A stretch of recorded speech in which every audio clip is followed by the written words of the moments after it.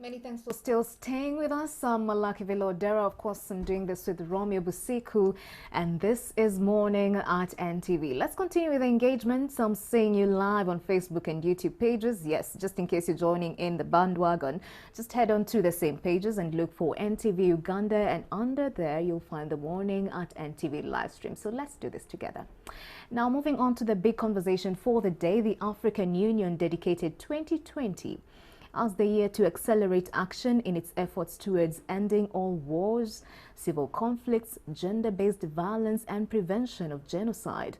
More noticeably, though, the role of African women and girls has been emphasized as an integral part of the implementation of the Master Road Plan to, of course, silence guns in Africa.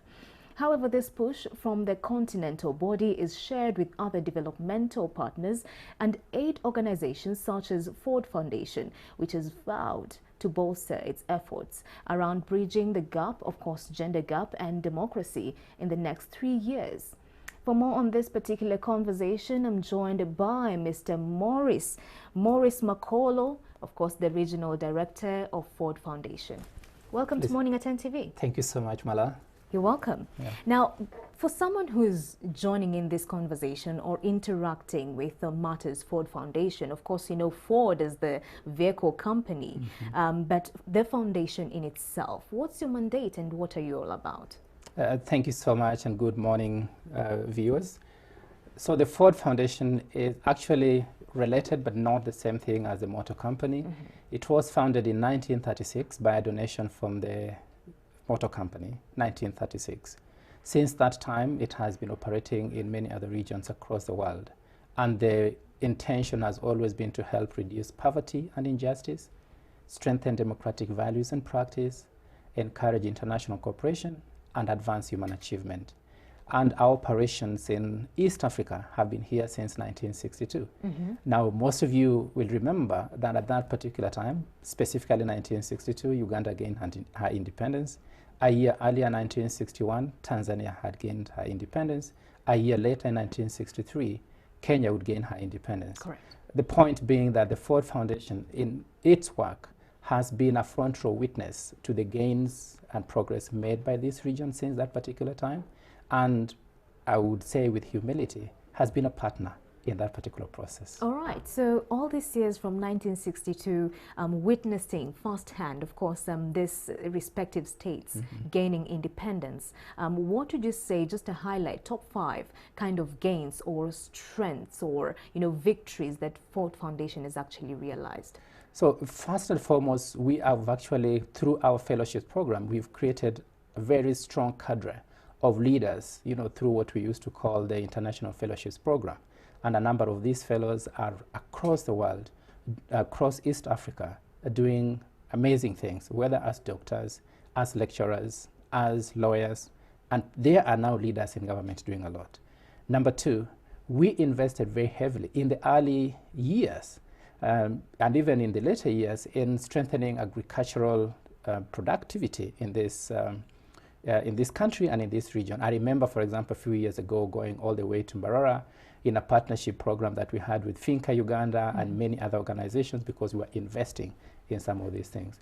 We've also invested in strengthening civil society, creating new ones, but also helping the existing ones to grow, because we needed in particular to help younger institutions, to help women get up, improve education levels, improve the quality of education, and generally speaking, strengthening state and non-state institutions. So through partnerships either with the judiciary, which we have ongoing right now, with universities like Makerere, whether it is Makerere Institute for Social Research or HURIPEC and other kind of institutions. So yes, we have worked and we will continue to work with government and non-state actors. And let me just say one other thing. Your national land policy was actually developed in partnership with the Ford Foundation. And so when I was even here together, then Minister David Migereko, working on that particular issue and going around Uganda, that was a beautiful thing that the Ford Foundation, I would say, it was involved in. All right, you know, you've just spoken and you mentioned the judiciary and your association with it.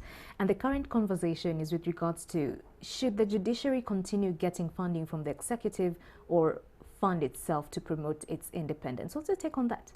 Well, the judiciary, the executive, and the legislature are arms of the same government. And they are dependent, but also interdependent. And so the judiciary does need to get the resources, because these resources actually come from the people. So the people themselves, you and I, are the ones giving this money to the judiciary to do this as part of our responsibility as citizens. Having said so, we know that states do not always have sufficient resources to do that. And it is therefore okay for these institutions to go beyond the state institutions to partners like ourselves to get the additional help. But the primary responsibility for supporting these institutions will always remain and must always remain the government's. Okay, with the executive. The Provided the executive doesn't tamper or compromise its workings. Absolutely. All right. Yeah. We hope we get there. Thank you. All right, let's get back to our conversation. Before we go to this mighty thing that you launched yesterday, of course, matters corruption and fighting corruption in East Africa. You have been at the forefront of fighting societal inequalities, especially with matters, with regards to bridging the gender gap and looking at the girl child and making sure that the girl child does match up to the benefits that the male child, pretty much gets on a day-to-day basis. Looking at Uganda now that you work here as well, statistics, of course, we have 40+ million population right here. 56% of that is children. Now, when I was looking through the, kind of figures, they're saying that 8 million of these children live in poverty. And that bit you also look at as the Ford Foundation, making sure that that poverty line is sorted out. Economic inequalities are sorted out, so to speak. And of course, when you look at poverty and a majority living in poverty, it shows that going by the patriarchal society we are, the girl child bears the hardest brand. So in that respect, what have you been able to do as the Ford Foundation, just in this particular Ugandan context? Right. So thank you very much for that. Well, when you think about it, we live in a moment that we kind of call a moment of the inequality paradox. What do I mean by that? Economies have grown, and all statistics including for Uganda, show that over the years, the country has grown. Populations have grown. Technologically, this country has grown. The sad thing is that what has also grown is a gap between those who have and those who do not have. The inequality of voice, that because you're a lady, your voice is less equal to mine. Because we are in this capital city, our voices are less equal to those who are in the rural areas. Because you are younger, your voice is less equal to those who are older. Because you are a person that is more able, your voice is different from that of a person with disability. These inequalities impact this country, and they undermine our democracy, they undermine our social cohesion and progress, and in many ways are already eroding the gains that this country, including this one, has made over the years. And that inequality is heavily driven by corruption. And when we talk about corruption, we're just not talking about the economic aspects of corruption, but how we also govern ourselves, how we distribute opportunities, how we open and close doors to different people. And that is something that we must engage in. And therefore, as Ford Foundation, what we were doing yesterday was signaling a master plan for the next 5 years that helps us to reduce inequality, but also to create spaces, what we call civic spaces, for engagements between citizens and governments, between private sector and civil society and others. And we are doing that by putting our money literally where our mouths are. And that is the question. Because I'll also read out some of the views coming from a majority of Ugandans, and I'll just pick a bit with regards to that particular launch, and you earmarking $25 million US. That's correct. Of course, to fight corruption in East Africa. You said that the foundation is putting its money where its mouth is. Just break down the how, with regards to how this money will actually, make an impact with regards to fighting corruption. Where do you intend to put this money, and how will you follow through with the accountability process to ensure that indeed we see corruption dead Right. in East Africa? Right. So we believe in three things. We call them the three the three I's: ideas, institutions, and individuals. So let's start with the institutions. Across East Africa, both at the regional level and even at the country levels, there are a number of institutions that have been dedicated to fighting corruption, to providing accountability and oversight over resources. We want to make sure through these resources that these institutions are strengthened, whether it is the East African Court of Justice or the other East African community organizations, whether it is at the state level, the different accountability and oversight institutions. We believe that they must be strengthened so that they can carry out their oversight responsibilities. We also believe in this issue of ideas. The idea itself that hope is the one thing that we must never lose. The idea that when citizens come together, they are stronger. And so citizens of Uganda, of Kenya, of Tanzania, of the world must come together in some broad coalitions to say we care enough for this because it erodes our dignity, because it perpetuates poverty, because it closes doors upon other people. That idea that you have the power and that I have the power and that if we combine our powers, we can move things is something that we are supporting through different efforts. The third thing is the individuals. Just like you who can say no to certain things because they are wrong, or can start saying yes to certain things because they are right. People who come up with different perspectives of doing things, whether it is through arts, whether it is through research, whether it is through litigation, that help this country and these countries to move forward. These three I's are helping us to do that. And these institutions are at the state level, but also at the non-state level. All right. Yeah. Where do you think political will, where do you think their place is in fighting corruption? Because looking at the statistics, it's quite worrying. According to the World Economic Forum, of course, they were releasing quite a number of reports. The most recent, and they were saying that corruption costs developing countries $1.26 trillion US every single year. Right. These are developing countries grappling with quite a number of issues. So where do you think political will stands in this entire battle? Because a majority, of course, of Ugandans or any citizenry would say that, hey, but it's the guys up there that are corrupt. Yeah. And I want us also to focus on just another thing. The political will is key because through political will, we can actually demonstrate that we care by holding people accountable, by taking people through courts, by dedicating enough resources, financial and non-financial, to fighting inequality, to fighting poverty. This is how we show that indeed, when people raise their voice, we are listening. But I also want to appreciate that when we talk about the effects of corruption, it is beyond money. Corruption causes people to lose their hope, to lose their dignity, to actually think that the world has come to an end today because their voice no longer counts. So if corruption silences your voice and my voice, that society is actually already dead, and what is remaining is announcing formally its death.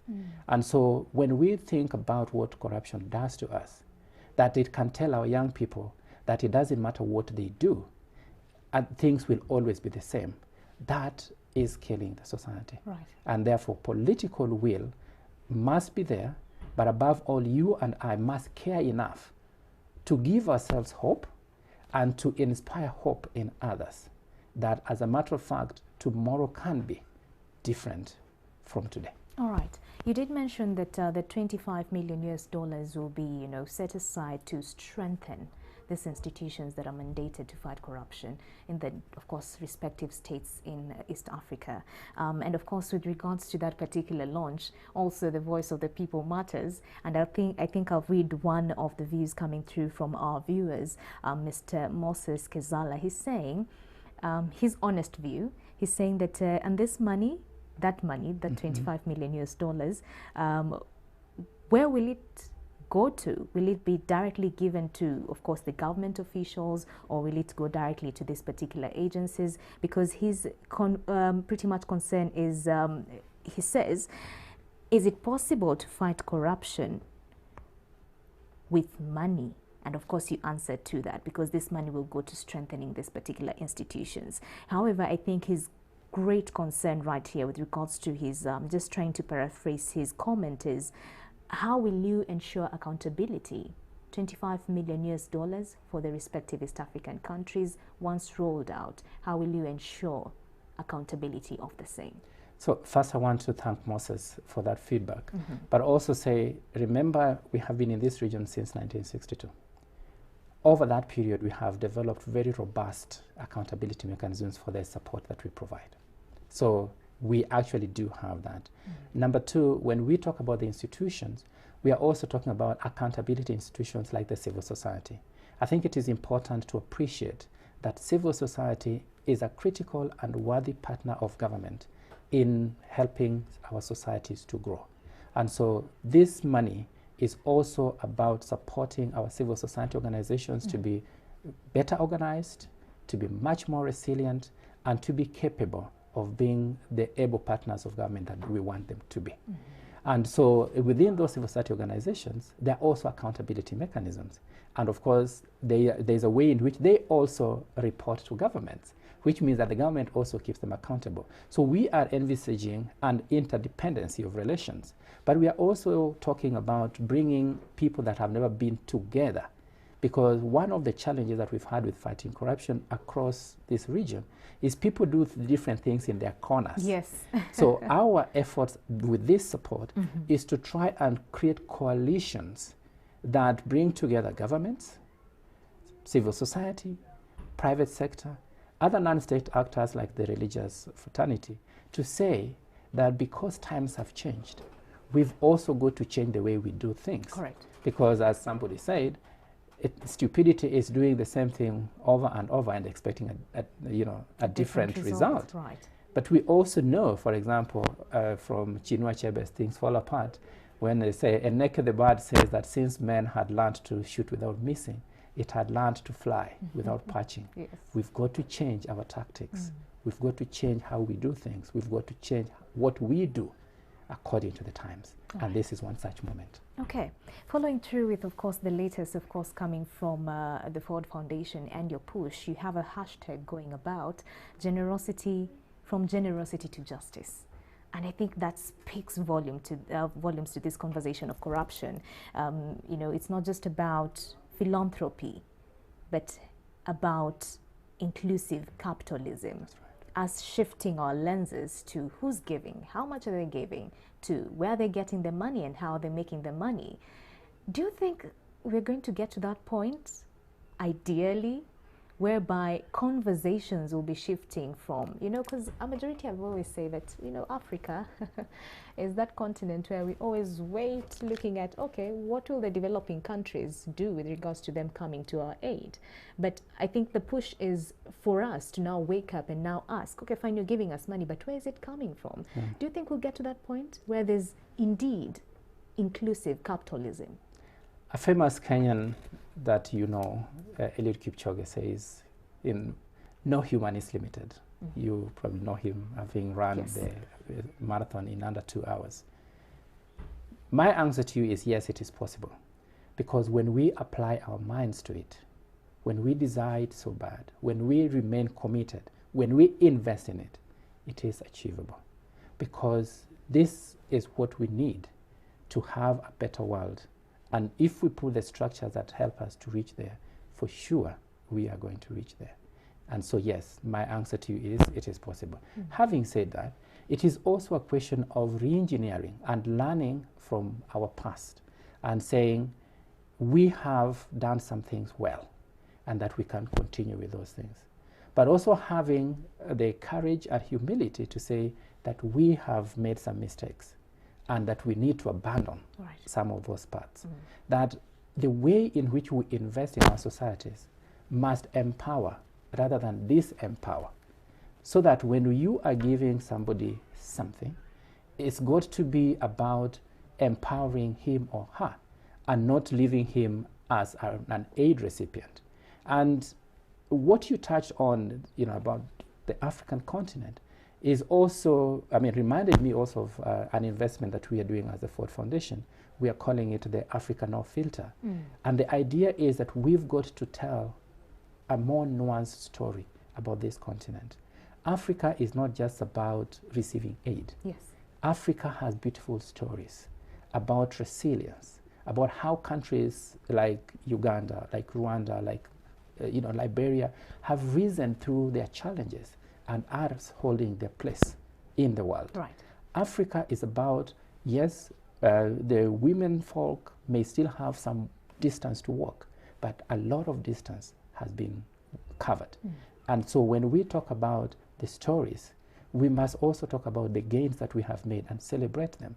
Right now, in many ways, African professionals are shaping what is happening around the world. Correct. We've actually had a massive export of African talent outside of the African continent that is really creating waves around the world.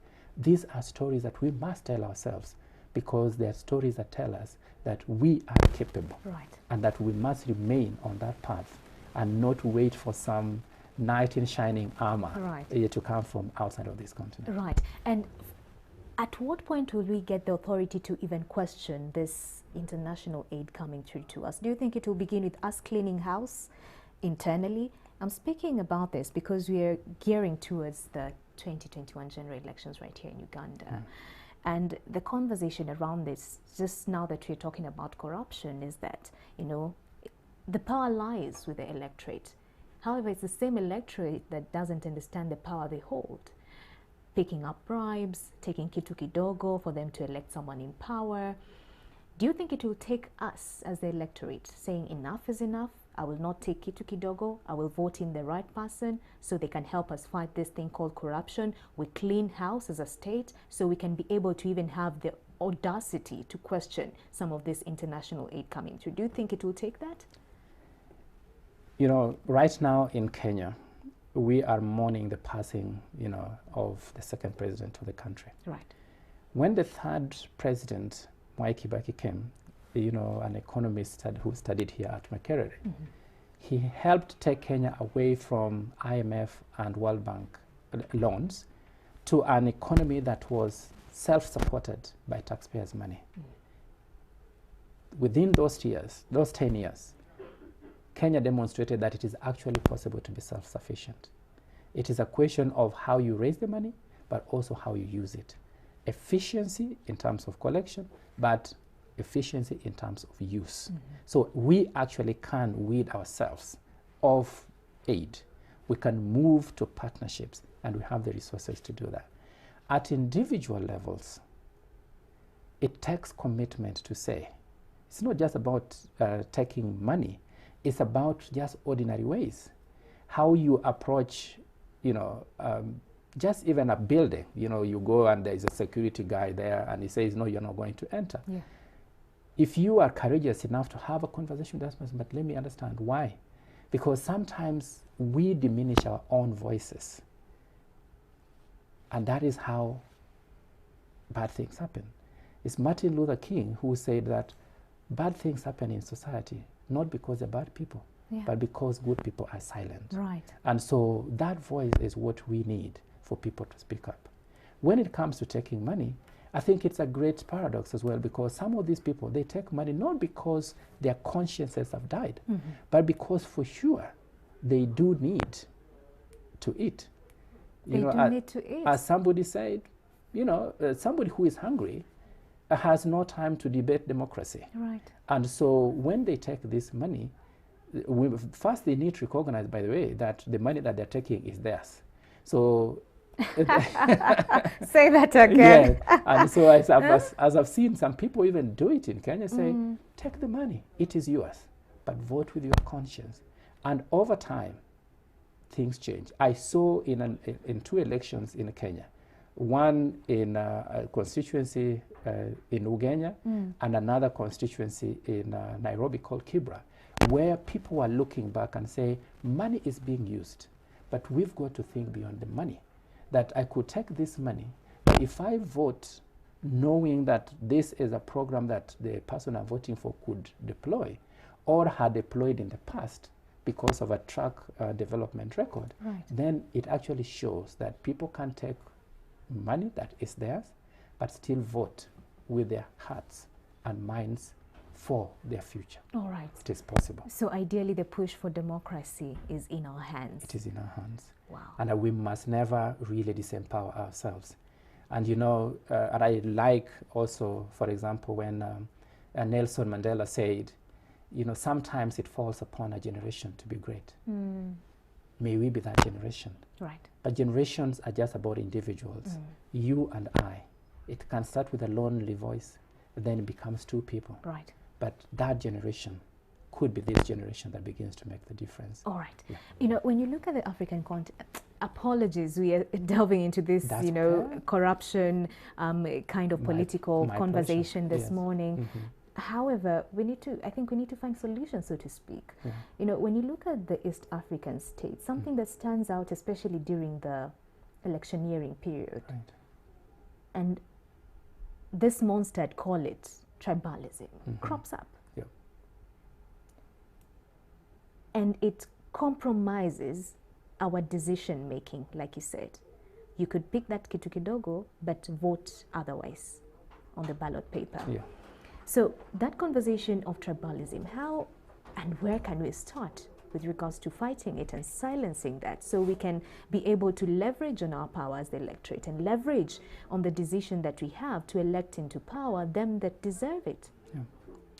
I once wrote a poem sometime in 2017. I called it the Postmortem Report.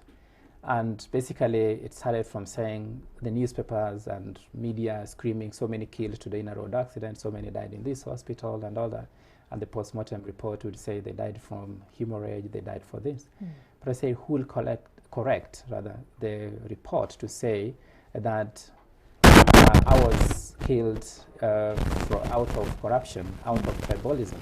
Who would actually correct the postmortem report to say that I actually committed suicide?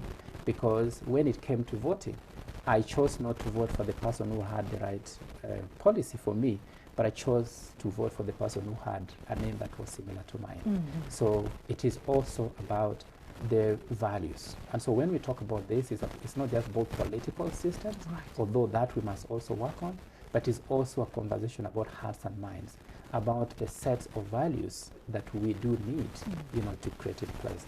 I remember two conversations with my sons. I'm blessed with 3 sons. And one of them at some point asked me, why do people need so much money? And, you know, and he's basically saying he can hear that there is a lot that people want. You know, people have done this, people have stolen this, but like, why? It doesn't make sense to me. And if we can question why we need so much money, if we can actually invest in public goods, because a lot of the reason people engage in tribalism and all that is because it is connected to access to resources. Right. And I believe that when one of my own is in there, then I will be able to get it. But if we are able to invest in institutions so that they can provide quality education, for example, that our public hospitals can provide quality healthcare, then I do not need to raise a lot of money because I have to take my child to a private school, or I have to visit a private hospital when I do that. And lastly, I also loved when you're talking about how it can change, our young people. I believe in the capability of young people to change it because they do not think in the ways that we do. A few years ago, on the Easter Monday of 2018, I remember it very clearly because I was having a conversation with one of my then 12-year-old son, and I asked, son, what do you like about some of the things that I do? And he said, Daddy, I like so many things that you do, but I will find my own ways of doing them. Wow. Young people in this country, in East Africa, are committed to doing good. They are committed to doing it their own way. Let us give them the chance. Okay, interesting.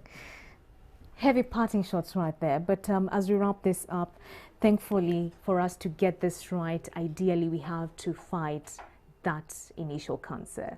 That is cancer, corruption, cancer of corruption. So your last remarks in 1 minute. We have $25 million set aside for the next 5 years to fight corruption in East Africa.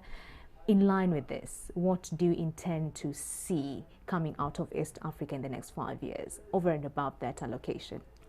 One is that East African governments truly prioritize corruption as a, like something to fight. Okay. And beyond the rhetoric, we've got to do that.